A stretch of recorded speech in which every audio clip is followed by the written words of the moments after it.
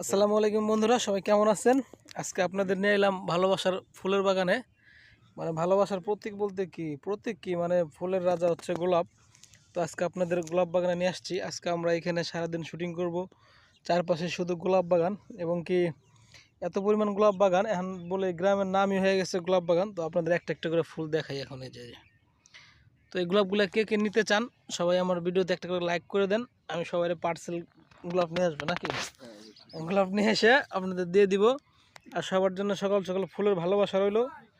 তো একটু পরে আমরা শুটিং শুরু করব। ভাবলাম আগে বন্ধুদের আগে গোলাপ দেখিয়ে নেই, এরপর শুটিং, কারণ আগে হচ্ছে সবাইকে ভালোবাসতে হবে, পরে কাজকর্ম, ঠিক আছে?